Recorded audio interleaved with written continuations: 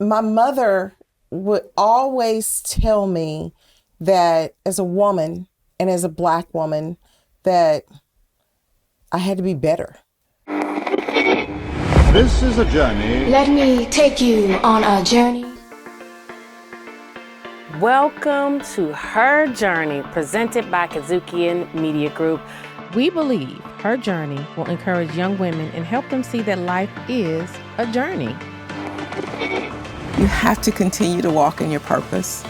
We cannot control how other people respond to us. As long as you have breath in your body, story does not end. Every day that God grants you, you have an opportunity to rewrite your story.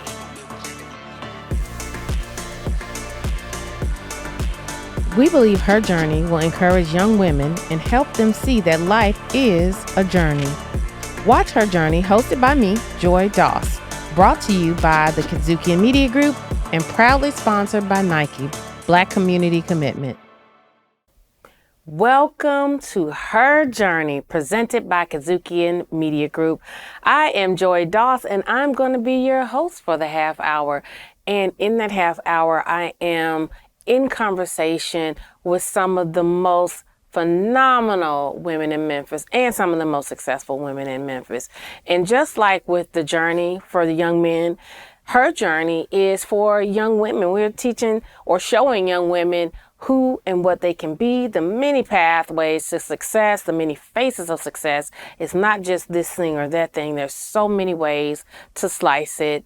And we're having real talk conversations with these women. It's not just the happy part. It's the part that is the challenges and how they overcame and how they pushed back. It's the important stuff.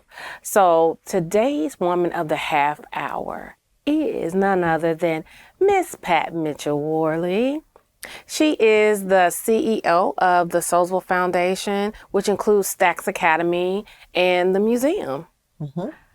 Welcome to Her Journey, Miss Pat. Hello. So I'll say that the Soulsville Foundation is the Stax Museum, Stax Music Academy, and the Soulsville Charter School. So we have a charter school also. That's right. And that's my mistake. Yeah, they do have the charter school doing great things, all the big scholarships at that charter school. Yeah, there's we pride ourselves on helping students find scholarships, not just getting accepted, but is this the right direction for you? Is this really what you want? What's best? What's the best school for you? Yeah. Even though you're from Memphis, it may not be the best situation for your family for you to go all the way across the country. Yeah. Those are things that are important, important conversations. So speaking of family, tell me about your family. You have a pretty interesting family situation. Well, my family is historically significant family situation. It's a very, I guess so my mother's side of the family is I'm just laughing because I think about how to explain this and how to explain it in a way that is honest. My mother's side of the family has been in media for years.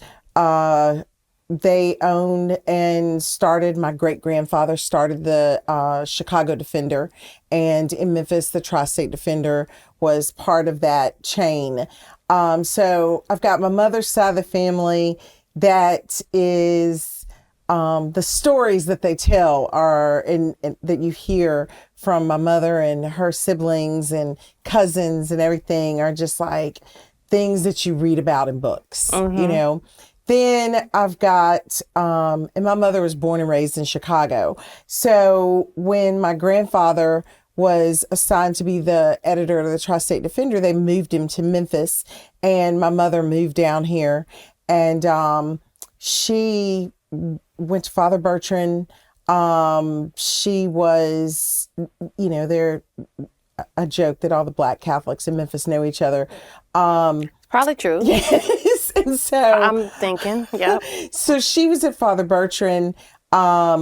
She met her best friend at the time who went on to become an editor at the Tri-State Defender, Linda Sinstack, and that side of the family was into media. They were everybody media.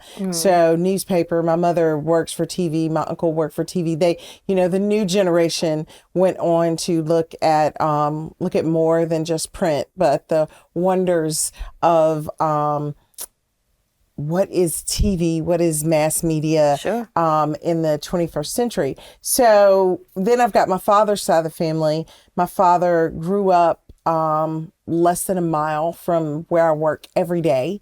And he went to Booker T. Washington and went to school with the Barkays and Maurice White and was in the center of all of that.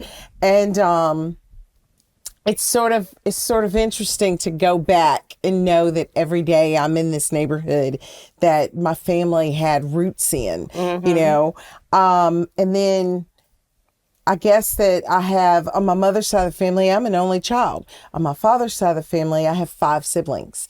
And we're all very close. I'm the oldest, and there's 10 years, about 9.5 years difference between me and the next oldest. Oh, wow. Oh, so I am literally the big sister because I was, changing diapers at an early age. Yeah, you are. And it made me very aware that, wow, children are a great responsibility, and I don't want to have them until I am ready.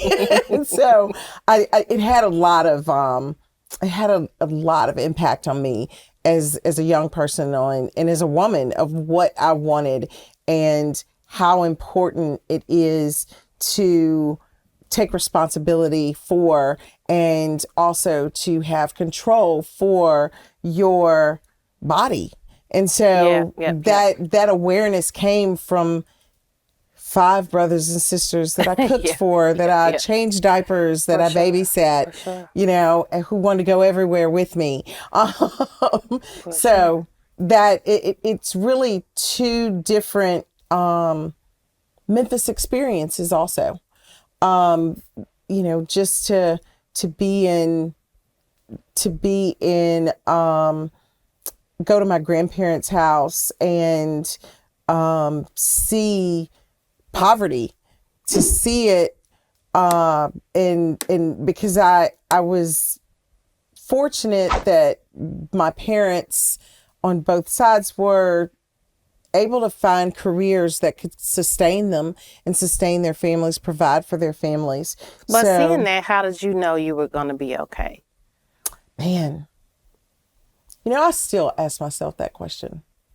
I think because, first of all, the greatest thing my parents ever did for me was, I'm naturally a nosy person. And in order to keep me busy and to keep me out of things, reading, they gave me books. They just gave me books. And they were the parents that were like, okay, well, you don't know how to spell that word? Well, go look it up in the dictionary. Or you want to know more about that? Go look at the encyclopedia. So they always sent me on little quests. Encyclopedia was Google in a book in like 26 volumes of books. You had to flip that for young people, just saying. And if you hope that no one lost one of the volumes because, then you're just like, you were on your own. Yeah. And so I think that just that idea of reading, there are pros and cons with that. One, especially growing up with a grandfather that was a newspaper editor, I would read the news. I read the paper every day. Yeah. And my grandfather, he would sit with his coffee, read the newspaper. So I spent a lot of time with my grandfather. So I would sit and read the newspaper. So I was frightfully aware, aware of world issues at an early age. I remember 3rd grade when I started reading and microfishing. I love to go to the library. And the main library on Peabody was one of my favorite spots. And Me too. Mine too. Yeah. so I would go there and go through, even as young as like, 6th grade, and go through microfiche and read old papers and stuff. And so I read a lot and saw a lot of stories, because it was still possible to go down a rabbit hole at that point. Oh yeah, for sure. And so I ran across all these stories about war and what we do to each other as human beings. Mm-hmm. And so my first memories in 3rd grade is that I had this reoccurring nightmare of nuclear war.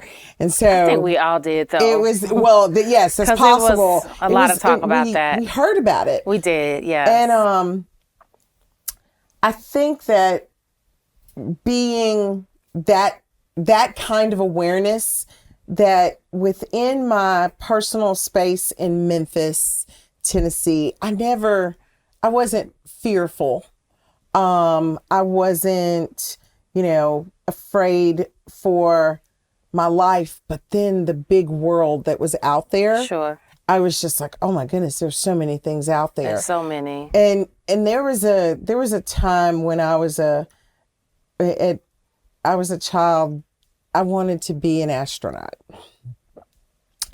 I did a lot of astronomy, stargazing, all of that. And I was just like, I want to go to space. And as I did that, I remember 12th grade, I read The Martian Chronicles, and it scared me.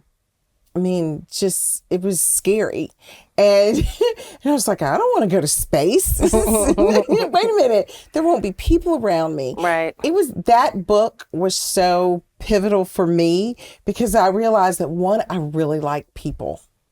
I really want people to be successful. And that's a good follow-up question for our next segment. Oh, okay. People, because I hear a lot of people talk about, their connection to people. Yes. But before we do go to the next segment and before we take a break, I want to ask you a little cliffhanger question, and you can answer it when we come back. And that is, when did you realize your journey as a woman was different? So think about it. Okay. And we'll be right back after the break with more from Pat Mitchell Worley on her journey, presented by Kazuki and Media Group. Your story.